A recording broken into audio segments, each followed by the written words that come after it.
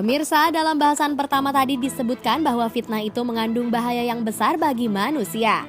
Maka berbahagialah bagi manusia yang dijauhi dari fitnah. Dalam sebuah hadis Rasulullah SAW memuji dan menjelaskan kriteria orang yang berbahagia karena dijauhi dari fitnah tersebut. Begitu pula seseorang yang mendapat ujian, namun ia tetap bersabar, maka ia akan mendapatkan kebahagiaan. Bagaimana cara mendapatkan kebahagiaan tersebut? Bagaimana pula agar dapat dijauhkan dan selamat dari fitnah? Rasulullah SAW menerangkan, yang utama adalah dengan bertakwa dan selalu menjaga ketakwaan kepada Allah Subhanahu wa Ta'ala dalam segala keadaan. Allah berfirman yang artinya, dan barang siapa yang bertakwa kepada Allah, niscaya Allah menjadikan baginya kemudahan dalam urusannya. Quran Surat At-Talaq ayat 4. Ketika terjadi fitnah pada zaman tabi'in, sebagian orang mendatangi Thalik bin Habib dengan mengatakan bahwasanya telah terjadi fitnah, lantas bagaimana menyelesaikannya? Beliau menjawab, berlindunglah darinya dengan takwa. Mereka bertanya, jelaskan kepada kami apa yang engkau maksud dengan takwa? Beliau menjawab, takwa kepada Allah yaitu mengamalkan ketaatan kepada Allah di atas cahaya dari Allah dan mengharap rahmatnya, dan meninggalkan kemaksiatan di atas cahaya dari Allah dan takut dari azabnya. Diriwayatkan oleh Imam Ahmad dan Abidunya. Lalu agar menjauhi fitnah, kaum muslimin harus berkomitmen, konsisten dan berpegang teguh pada Quran dan As-Sunnah. Karena berpegang teguh kepada Alkitab dan As-Sunnah merupakan jalan mencapai kejayaan, keselamatan dan kemenangan di dunia maupun di akhirat. Telah dijelaskan oleh Rasulullah dalam hadis Al-Irbad bin Syariah yang berbunyi, karena sesungguhnya barang siapa yang hidup setelahku dari kalian, maka ia akan melihat perselisihan yang banyak.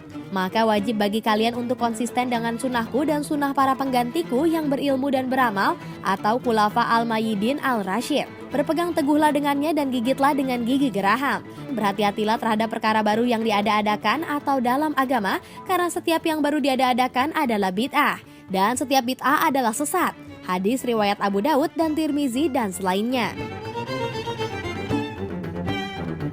Lalu agar kita menjauhi fitnah adalah dengan lemah lembut, tenang, tidak tergesa-gesa dan memikirkan akibat yang bakal muncul dari semua yang dilakukannya. Karena perbuatan yang tergesa-gesa tidak membawa kebaikan. Pada sikap perlahan terdapat kebaikan barakallah. Barang siapa yang tergesa-gesa dalam urusannya dan sembarangan dalam perilakunya, maka tidak mustahil dia dapat tergelincir dan terjerumus dalam penyimpangan. Sedangkan orang yang lemah lembut, sabar dan menjauhkan dari sikap tergesa-gesa, ngawur dan nekat serta selalu memperhitungkan akibat perbuatannya, maka ia insya Allah akan mengantarkannya kepada hasil yang membuatnya bahagia di dunia dan di akhirat. Bersatu dan konsisten bersama jamaah muslimin dan imam mereka, serta menjauhi perpecahan dan perselisihan karena perpecahan adalah jelek, sementara berjamaah merupakan rahmat. Dengan berjamaah, ia menghasilkan kekuatan yang besar pada kaum muslimin, kuat ikatan persaudaraan, kuat kewibawaan dan terwujudnya persatuan di kalangan kaum muslimin. Juga dengan berjamaah akan terwujud sikap saling kerjasama di antara kaum muslimin dalam kebaikan dan takwa, serta perkara-perkara lainnya yang dapat mewujudkan kebahagiaan di dunia maupun di akhirat. Sedangkan perselisihan mengantarkan kaum muslimin kepada banyak kejelekan, bahaya yang banyak dan bencana yang tidak diharapkan. Oleh karena itu, Nabi SAW berwasiat agar kaum muslimin konsisten bersama jamaah dan memperingatkannya dari perpecahan. Mengambil ilmu dan fatwa dari ulama besar dan tidak mengambil dari orang-orang kerdil yang baru menimba ilmu akan membawa kita menjauhi fitnah. Dan apabila datang kepada mereka suatu berita tentang keamanan ataupun ketakutan, mereka lalu menyiarkannya. Dan kalau mereka menyerahkannya kepada Rasul dan ulil amri di antara mereka, tentulah orang-orang yang ingin mengetahui kebenarannya akan dapat mengetahuinya dari mereka atau Rasul dan ulil amri. Kalau tidaklah karena karunia dan rahmat Allah kepadamu, tentulah kamu mengikut setan, kecuali sebagian kecil saja di antaramu. Quran Surat An-Nisa ayat 83. Untuk perkara ini haruslah berhati-hati karena pada saat ini banyak sekali orang yang mengaku ulama, namun sebenarnya ia merupakan seorang dukun yang bersekutu dengan setan. Dengan membawa sepotong dalil dalam Al-Quran, mereka lantas mengajak umat untuk mempercayainya, padahal hal tersebut termasuk pada perbuatan syirik yang sangat jelas sebagai sebuah fitnah. Maka kita harus sangat berhati-hati dan mencari ulama mana yang baik dan benar dengan Al-Quran dan As-Sunnah sebagai pegangan hidupnya. Dalam beberapa kasus yang terjadi di masyarakat, ternyata banyak yang terbujuk rayu dari para ulama palsu. Hal tersebut bisa lantaran karena kita kurang memahami agama dan jauh dari Allah Subhanahu wa Ta'ala sebagai tempat kita untuk mengeluh dan meminta pertolongan. Lantas yang menjauhkan kita dari fitrah dengan memperbaiki hubungan dengan Allah dan berdoa kepadanya. Karena doa merupakan kunci semua kebaikan di dunia maupun di akhirat. Begitu halnya dengan meminta kepada Allah Subhanahu wa Ta'ala untuk menjauhkan kaum muslimin dari fitnah, baik yang tampak maupun yang tersembunyi. Juga meminta perlindungan kepadanya dari fitnah yang besar. Karena siapapun yang memohon perlindungan kepada Allah, niscaya Dia melindunginya. Dan siapapun yang memohon kepada Allah, niscaya Dia memberinya.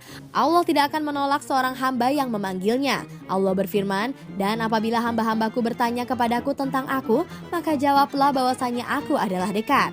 Aku mengabulkan permohonan orang yang berdoa apabila ia memohon kepadaku. Maka hendaklah mereka itu memenuhi segala perintahku, dan hendaklah mereka beriman kepadaku, agar mereka selalu berada dalam kebenaran." Quran Surat Al-Baqarah ayat 186. Di antara yang menjadi penyebab fitnah yaitu munculnya syirik dan kemaksiatan. Sehingga ketika muncul fitnah semestinya kita kembali bertaubat dan memanjatkan doa kepada Allah untuk menghilangkannya. Imam Al-Hasan Al-Basri pernah mengatakan sesungguhnya Al-Hajjaj adalah azab Allah. Maka janganlah menolak azab Allah dengan tangan-tangan kalian, namun hendaklah kalian beribadah dan memanjatkan doa dengan kerendahan diri. Perbanyak doa kepada Allah agar menghilangkan fitnah yang ada sebagaimana dilakukan kaum Nabi Yunus yang Allah ceritakan dalam firman-Nya, "Sesungguhnya orang-orang yang telah pasti terhadap mereka kalimat Rabb-Mu tidaklah akan beriman meskipun datang kepada mereka segala macam keterangan hingga mereka menyaksikan azab yang pedih. Dan mengapa tidak ada penduduk suatu kota yang beriman, lalu imannya itu bermanfaat kepadanya selain kaum Yunus?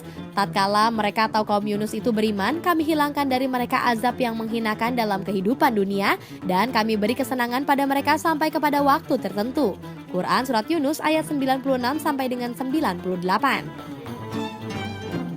Itulah beberapa yang bisa kita lakukan agar terhindar dari fitnah. Semoga Allah menjauhkan kita dari fitnah baik yang tampak maupun tersembunyi. Wallahu a'lam bishawab. Buka mata, buka hati. Buka mata, buka hati yang dirahmati Allah Subhanahu wa Ta'ala. Sebagaimana kita tahu, fitnah adalah sesuatu hal yang sangat dibenci oleh Allah Subhanahu wa Ta'ala, sesuatu hal yang sangat dimurkai oleh Allah, sampai-sampai Allah memberikan stigma al-fitnatu asyaddu minal qatl. Fitnah itu lebih kejam daripada pembunuhan. Nah, ini bukan hanya sekedar peribahasa saja, akan tetapi betul-betul fitnah ini bisa membawa orang dengan orang yang lainnya bisa saling membunuh, bisa membawa sebuah bangsa dengan bangsa lainnya berperang. Nah, ini hanya lantaran lewat lidah saja. Makanya oleh karenanya kita harus bisa menjaga lidah kita masing-masing. Sebagaimana Rasulullah SAW mengatakan bahwasanya nggak mau kan kita makan bangkai, daging bangkai saudara sendiri, nggak mau. Itu ribah, bagaikan ribah. Ribah itu adalah membicarakan aib orang lain yang benar. Ada yang lebih dahsyat dari itu, yang lebih parah dari ribah. Apa? Fitnah. Kalau fitnah adalah kita membicarakan keburukan orang lain yang dia nggak lakukan, bikin orang semua percaya akan keburukan yang dilakukan oleh orang yang kita bicarakan tadi. Nah, ini adalah sesuatu hal yang sangat-sangat dibenci oleh Allah Subhanahu wa Ta'ala. Nah, bagaikan kalau kita menebar fitnah ini, bagaikan kita lagi megang bulu kemoceng, lalu kita berjalan sambil kita lepasin itu bulu satu persatu, kita tebar di jalanan. Begitu kita sampai di ujung, sampai bulu kemoceng habis, kita balik lagi, kita ambil lagi tuh bulu kemoceng, kita kumpulin lagi. Nah, yang ada itu bulu kemoceng udah terbang kemana-mana. Ada yang ke bawah angin, ada yang diambil orang, ada yang disapu sama seseorang. Akhirnya kita cuma dapetin beberapa helai bulu saja, padahal yang kita tebar banyak bulunya, tapi kita cuma dapetin beberapa helai saja. Itulah gambaran dari sebuah fitnah. Fitnah ini ketika kita lakukan, lalu kita menyadari kesalahan, wah ini fitnah, wah kita harus menyelesaikan permasalahan, kita harus minta maaf. Kalau kita udah minta maaf, nggak kelar sampai di situ saja. Kenapa? Bagaikan bulu kemoceng yang kita cabutin, begitu kita mau ambil lagi, sudah kesebar kemana-mana. Inilah bahayanya fitnah. Salamatul insan fi hifdzil lisan. Selamatnya manusia ini lantaran dia bisa menjaga kalamnya, dia bisa menjaga mulutnya. Makanya mudah-mudahan kita semua bisa menjaga mulut kita dari berbagai macam penyakit hati, baik itu namimah, ghibah ataupun fitnah, insya Allah.